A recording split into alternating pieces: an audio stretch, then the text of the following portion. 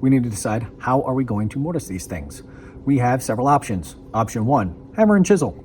Option 2, the router table with the appropriate bit and slide it through, setting the bit to increasing depths. Option 3, we have a new mortising bit attachment for one of our drill presses. I think we're going to end up doing a combination of these three things because not one of them is going to be good for just the full thing. So I think I'll show the starting with a mortising bit to get it started and clear out some of the waste, and then we'll go to the router table to smooth that out and clear out most of the waste, and then the last cleanup will of course be with the chisel. Here at the drill press that has the mortising attachment, a couple of features to look at. First, because we're not doing a through mortise, we're going to want to make sure that we pay attention to this depth gauge here and how far down we're plunging and not go past a ½ inch.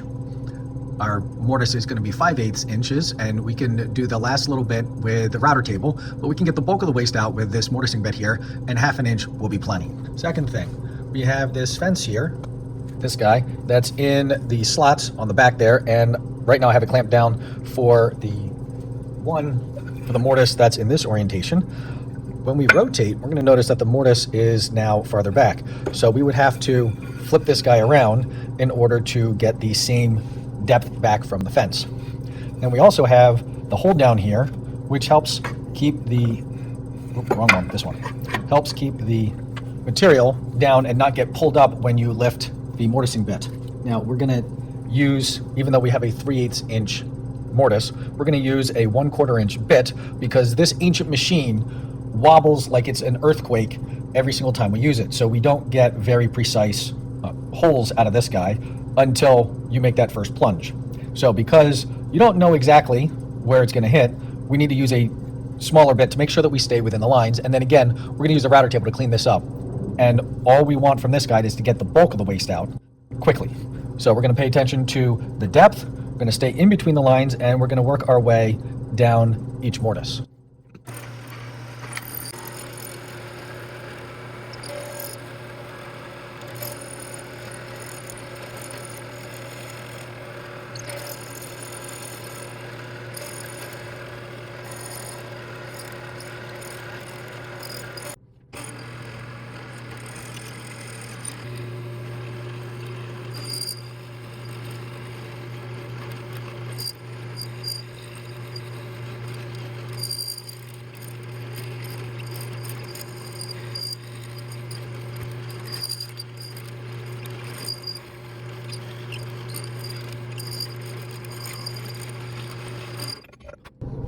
Now that we've done all 4 of the mortises for this side, we're going to want to rotate this and do the mortises that are now only 3/8 from what's going to be the fence. And there are a couple of ways to deal with this. One option is to rotate the whole thing and take off this hold down and use the hooks instead. Option 2, we're still going to need to get this out of the way. Option 2 would be to put a different piece back here and then put this guy in front. We'll take one of our other guys and put it back there as our fence, and then slide this one that we're actually mortising up against it, and we can position there against this and lock these guys down. And then we'll use this guy for our back fence, to our fence extender, to hold this guy steady, and then we'll use one of these hooks to hold down our actual workpiece, because we don't want that shifting around and annihilating our mortise.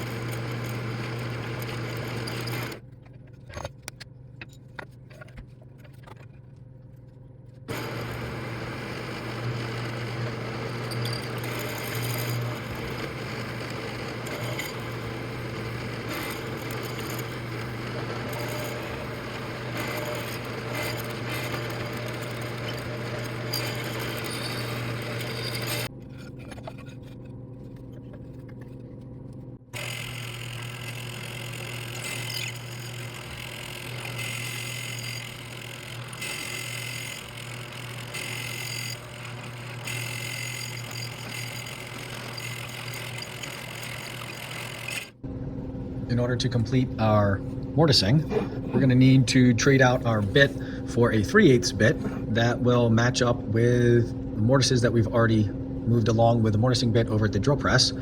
And to do that, we've got to take this out, and then we need to set the fence. First, we're going to need to set the fence to this distance behind for this mortise, and then when we rotate, notice that the back distance that's going to be against the fence is now our 3/8 that we measured from the front side. So we can do 4 mortises at this, and then we're going to do 4 mortises at that, and that will give us the long tail on the right side moving in the correct direction from the right to the left, following the arrows on the router table.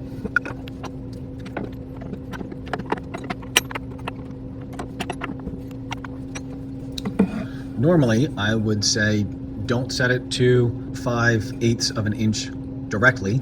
As you can see, we've already cleared out most of the waste in there. So in this case, setting it to 5/8 should be acceptable. And we also need to measure this distance and then set the fence to that distance to the back of the blade, and then plus 3/8 to the front of the blade. And we can check both of those guys.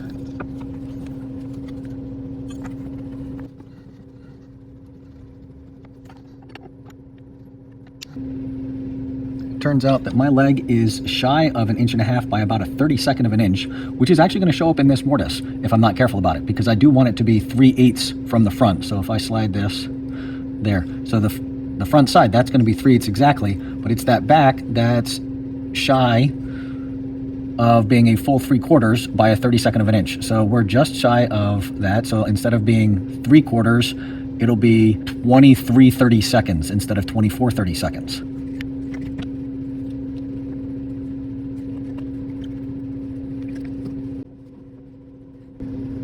This is also even though these mortises are open on the top, this is stopped down here. So I need to make sure that I can see when to stop it, because once I put this guy down here, the bit is hidden. So I need to know when to stop. So here's this line from a different bit. I need to erase that and draw a new line to tell me where the right side of this bit is. So I need to turn that bit so that the cutting edge is now to the right instead of to the back, and mark that on the table, as well as make sure that it is marked on all of my pieces.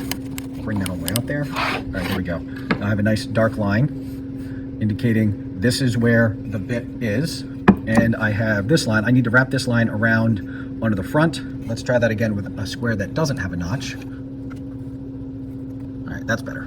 So I need to have that, and I also need to have this all the way around. There we go. All right. So now I have this so that when I'm doing this guy, and this is on the table, I have a line here to tell me when to stop. And I'm going to stop when these 2 lines are matched up. And then when I turn this, and now this guy is down, I have this line as well. And then when I'm doing that guy, I know when to stop. So I'll have to do this for all of the guys, and then we can make our cuts.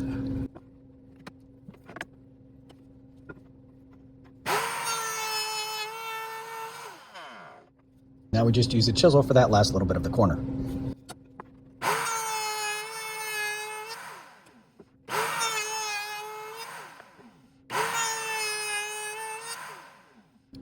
All right, now we need to move the fence to take care of this guy and clean up the table. Now we double check the measurement visually against the piece with our depth gauge. 3/8 behind, 3/8 bit should be 3/4 to the front of the bit, and that's what we have here. So we can make our other 4 cuts.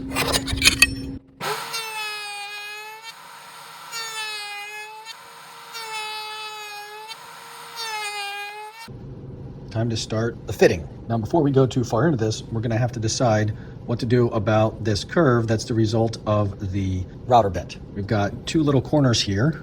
We've got that guy and that guy that are not going to play nice with the bottom corners of this guy.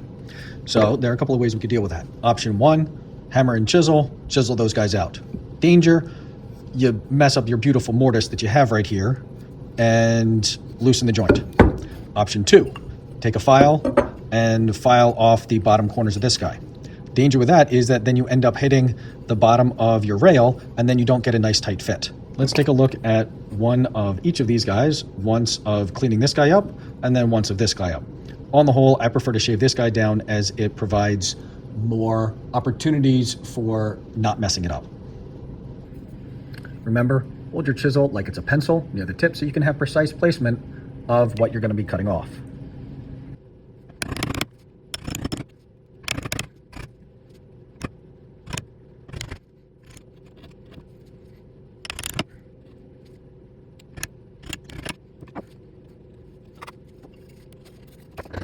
Still need to take off more at the bottom end there.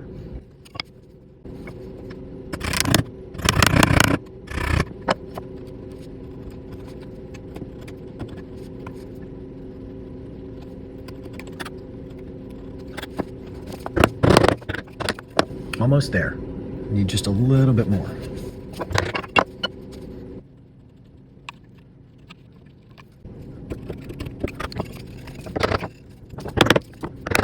All right.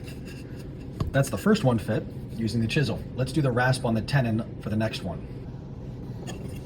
Now we'll take this tenon and round over the bottom with a rasp. Now you can speed this up by taking your chisel and nicking the bottom corner and then slicing down. But again, you have to be very careful not to over slice that. So a little neck, a little neck. I'm gonna take that guy and slice down there, and you wanna be careful not to slice into your hand. And now we're just gonna round it over the rest of the way.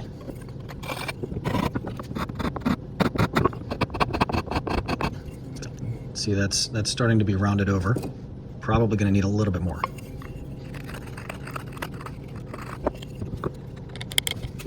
You can see, still sticking out quite a bit. We're gonna need to round that over more, but we have to be very careful not to go along the face, the cheek of the tenon and make it thinner.